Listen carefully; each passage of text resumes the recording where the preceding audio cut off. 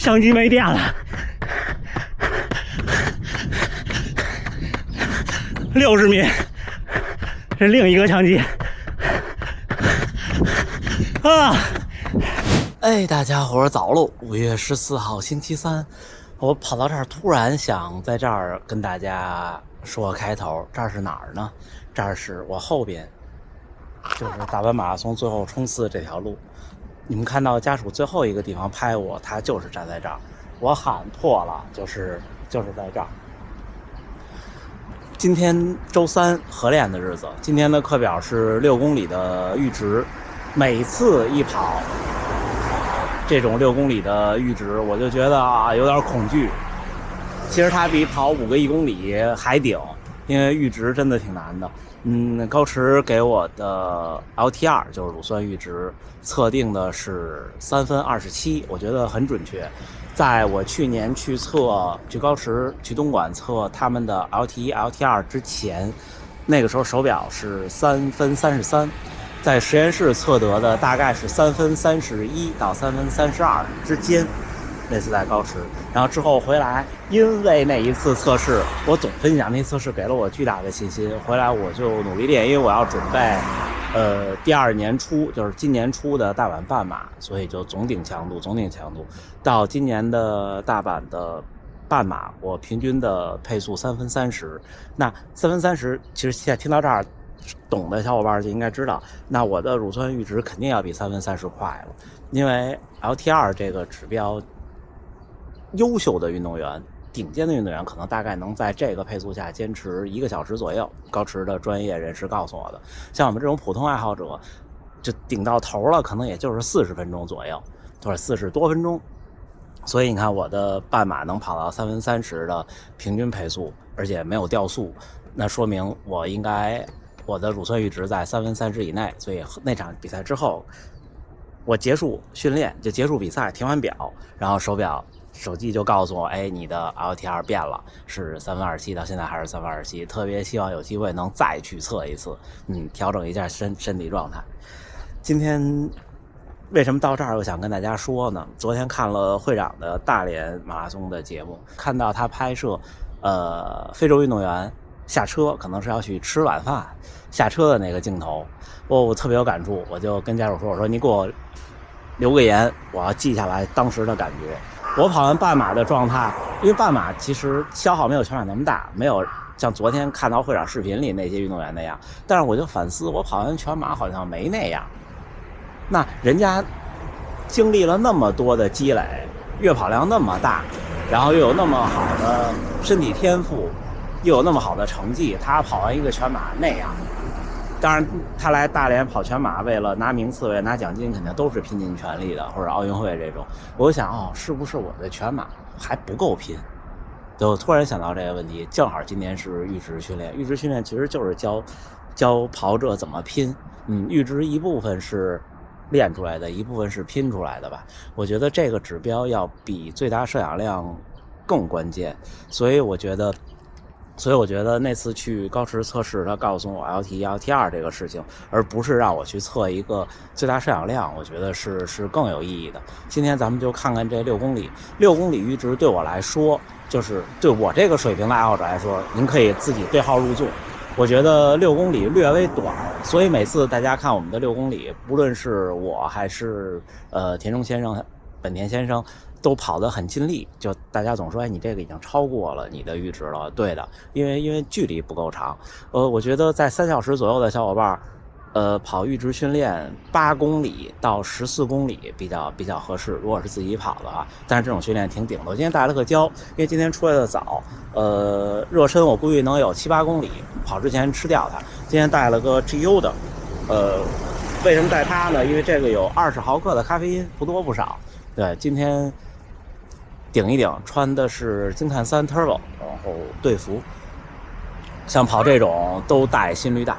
行，那剩下的我们跑之后分享。到了大半程，又跑了一圈，热身了，一共有7.39公里，平均配速4分55。然后一会儿集体再有一个热身操，照相，然后就6公里。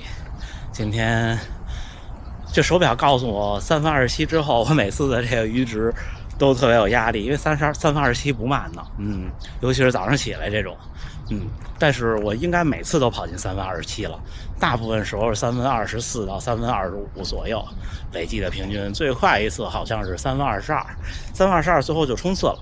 但是今天应该还是最后会冲刺，因为还是像刚才说的嘛，6公里，不够长。对，我今年的夏训也是想，因为平常我除了周3的早训练，自己安排强度课的时候，大多数都是变速跑或者间歇跑。今年可能把自己的单独安排的强度课也会增加长一点的阈值，因为确实好久没有跑长一点的阈值了。抱歉，我老说阈值，应该是阈值，对不对？抱歉啊，去个卫生间就集合。小伙伴们，你们看大黑岩先生这件衣服，关西全州国际马拉松2023年，这场马拉松是我第一场没来成的马拉松，大家可能都不知道。2019年从纽约回来，然后我说找一场稳定 DQ 一下，因为那时候纽约302我觉得没戏，就是达不到他那 cut off， 然后就报了2020年2月份的这个比赛，因为这个比赛波士顿承认的，结果就没来成，后来就再也没去。这个就在关西机场那边这个地方。我们3分40的配速起跑，走。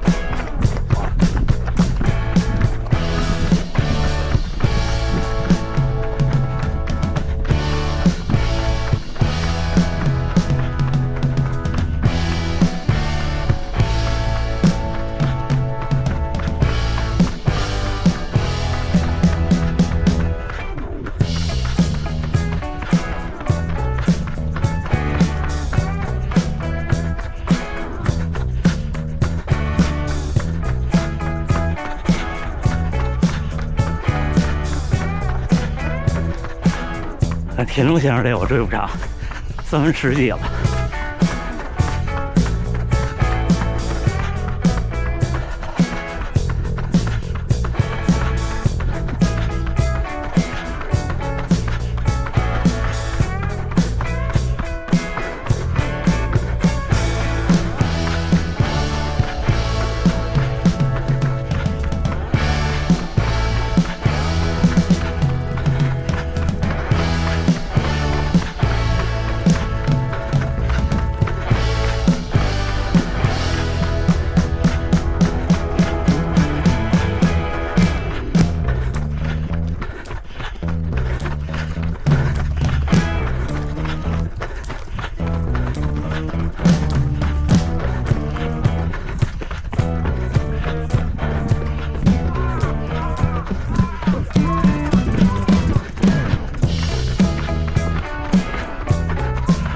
来到。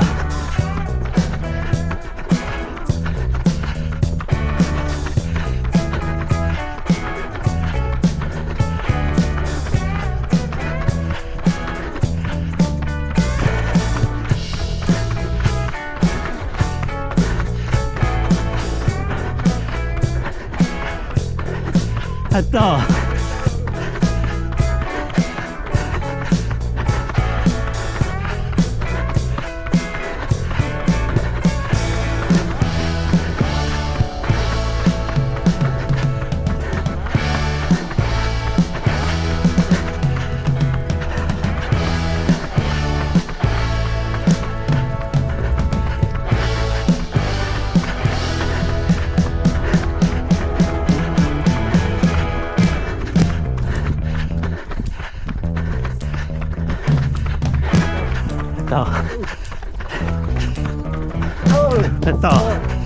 第1公里3分22，有点快。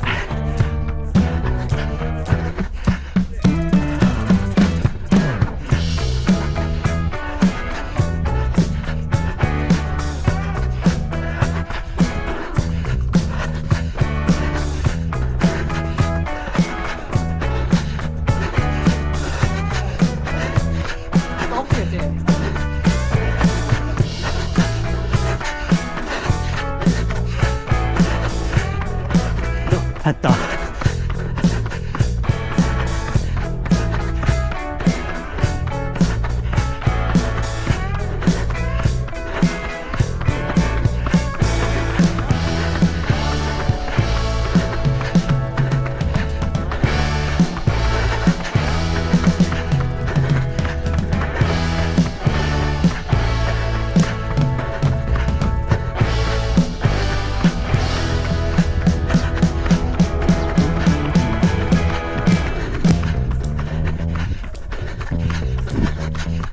嘿，太大了。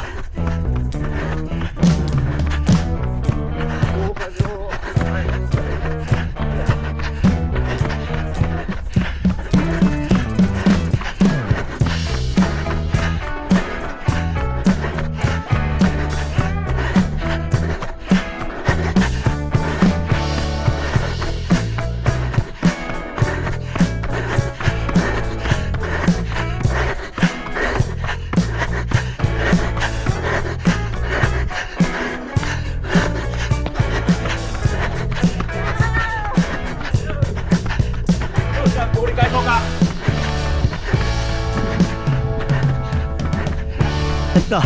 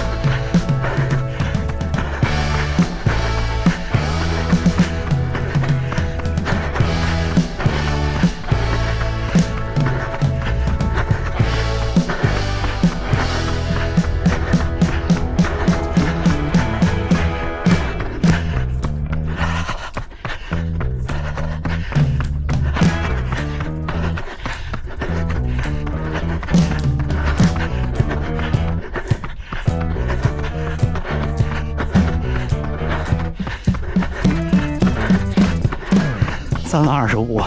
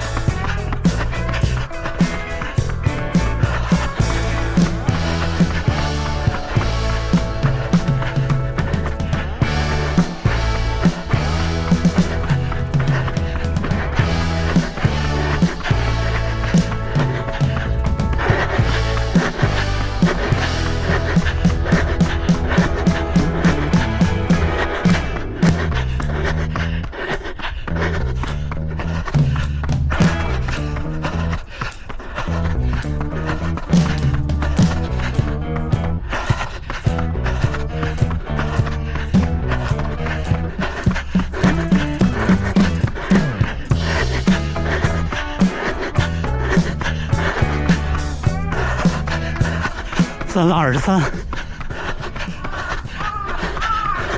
哦，天上就跑3公里，我不知道，尴尬。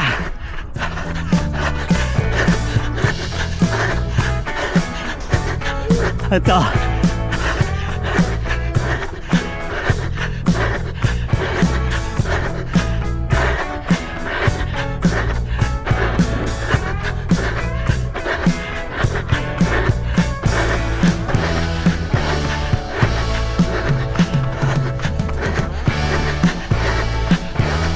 到。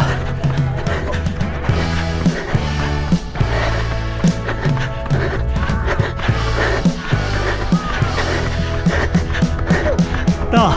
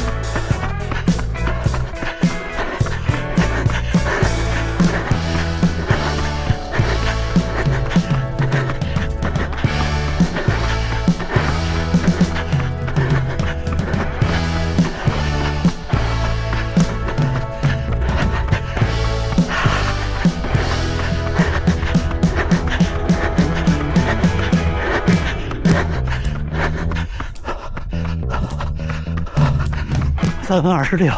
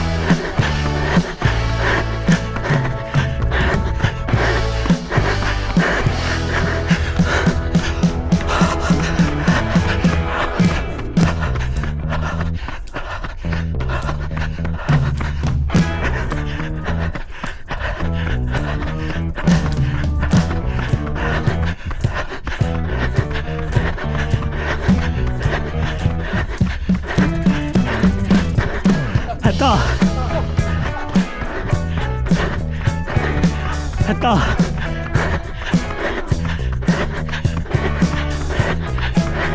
还到。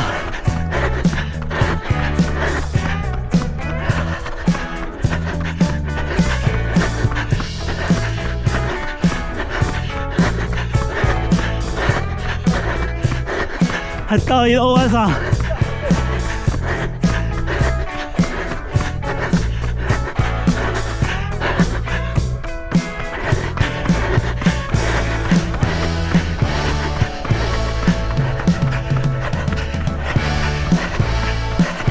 ，3分26，还到。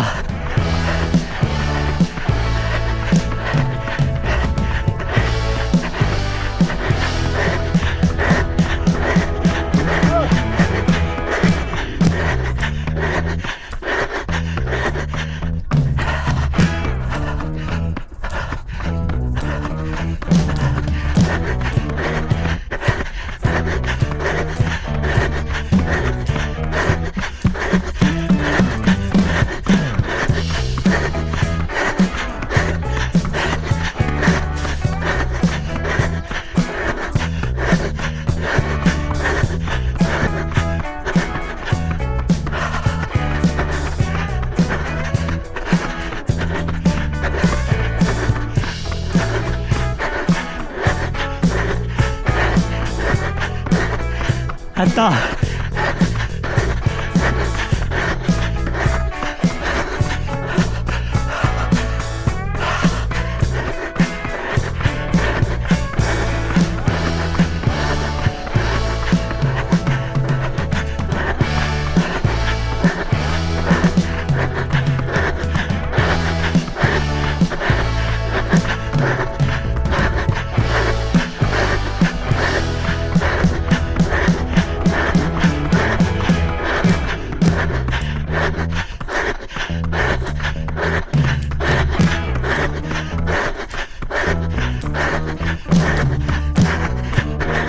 还有500米。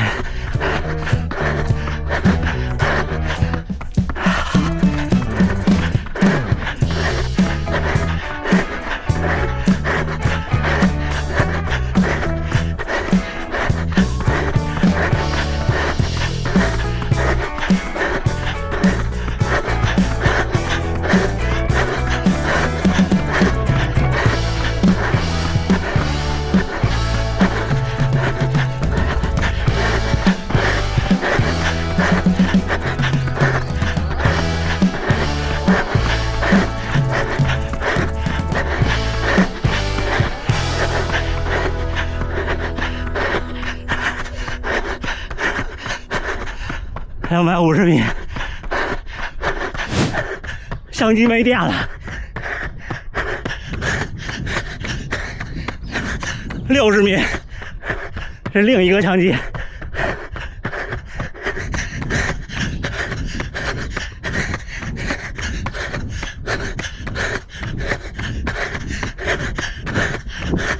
啊！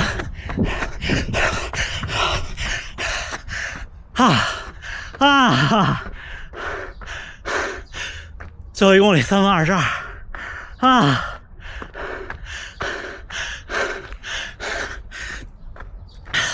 感觉相机没充满电，要不然不能只拍20多分钟。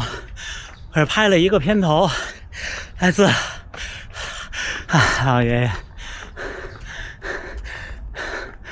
新观众不知道，老爷爷80多岁了。之前遇到就开春的时候说冬天有一阵儿腿特别疼，然后天气暖和又好了。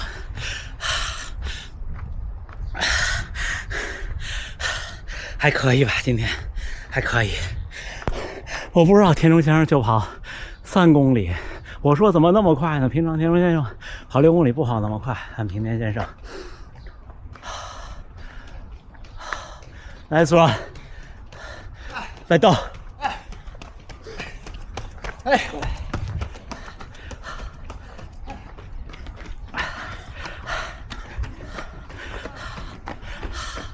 这一圈如果到那边顶到头折返，再绕喷水池，差不多到这儿。来倒。就都到了，加油！接着跑的小伙伴们就没有停下，要跑到集合地，我是一步都跑不动了。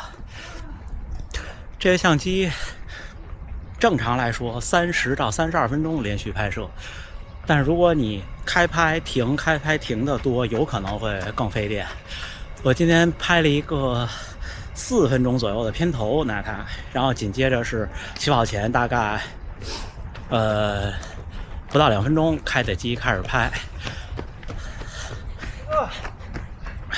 没拍完，差最后一点点。nice， 好 ，nice run， 给他啊！行，我这个机器省点电，一会儿咱们聊。好，给大家看看成绩，6.02公里。像这种整公里数的阈值中间不停的，我就不用高驰的课程那种模式，就直接起表手动停就好了。反正也是1公里计圈，平均配速3分25，说实话不快。我的6公里最好成绩3分22，而且3分22那次我感觉还能再快所以其实一个人跑挺难的。3分22那次是好像跟的是田中先生他们。运动表现出色，训练负荷较小，有氧效果有氧效果2.2，无氧效果2.8，最快1公里3分21，平均心率177，最大心率186，就平均配速，你看比我的乳酸阈值的配速就 LTR 快2秒。所以先解答一个小伙伴们的问题，至少在阈值配速这个事儿上，就是在乳酸阈值的训练上，看配速不看心率。就是手表测乳酸阈值是很准的，高驰这就特别准，因为乳酸阈值它是可以被，就是第一你平常跑能跑到，它比你测最大心率什么的要更准，就是因为最大心率你平常很难在训练中达到，你表也不知道你是不是最大了，但是呢表监测到你，比方说你用这个配速很稳定，然后呢也不会崩的情况下，你跑了8公里或者跑了10公里，或者你完成了一个半马，它就能估算一个就是相对准确的乳酸阈值。所以乳酸阈值这个配速在所有手表里，我认为测的应该是最准的。然后高驰还有个优势，就是它的最大心率测得很准，因为最大心率我在实验室测过，我的最大心率是189。所以在相同情况下，如果你跑乳酸阈值的训练，看配速不看心率，所以我今天的平均心率其实是比乳酸阈值的心率高的，步幅1.38米，步幅不大，垂直振幅5.8，触地时间166毫秒，这些数据都是来自于高驰的2代的 Pod。我觉得这种动态数据呢，用这种稳定摆放的第三方，就是外挂的传感器是最准的，因为它是一个固定的位置。恢复时间我1.1天后，那可能判断我累了。我们看单圈数据，第1公里3分22，第2公里3分26，第3公里3分23，第4公里3分26，第5公里3分27，第6公里3分23。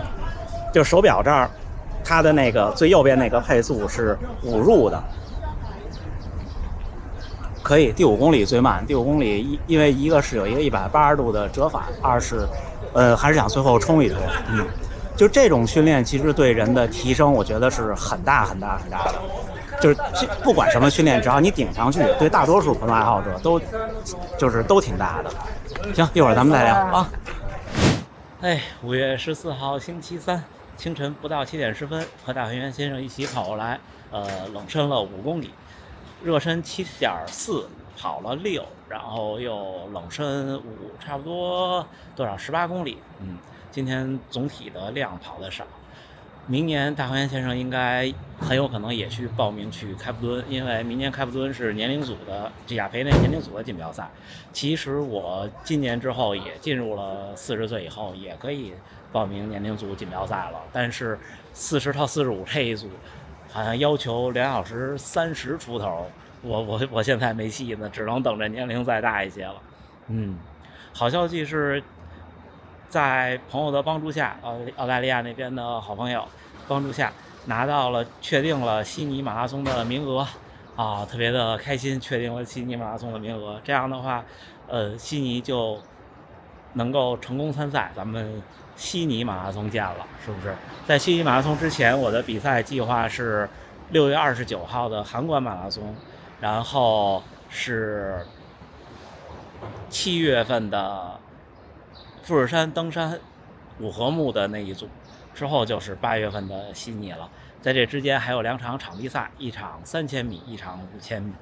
今天跟大家分享其实阈值跟大家阈值了，抱歉。其实阈值训练跟大家分享过好多次了，但是今天就是看完会长那个节目，特别有感慨。我觉得，拼尽全力这个事儿也是需要练的，真心话。就跟我觉得我其实不太懂，我是业外人士，就跟那些你说练散打格斗，他肯定也疼，专业运动员肯定也疼，但是疼的这个阈值也是慢慢堆积慢慢练的，是不是？马拉松也是，我觉得我现在对自己来说，半马我能对自己挺狠的，全马我觉得还差一点。坦白说，就像我跟大家分享这次大阪238一样，到最后那10公里我是有点放的。下次没有这么大成绩压力的时候，因为这次确实是不容有失了。当时你现在再让我重新回去选择一次，也会选择保守的。但是未来找一场比赛，找一场至少天时的比赛吧，至少天时就是气候没问题的比赛，冲一冲看看能怎么样。那行吧，不跟大家多说了。最后还是祝大家能努力生活，健康平安。咱们下回再见。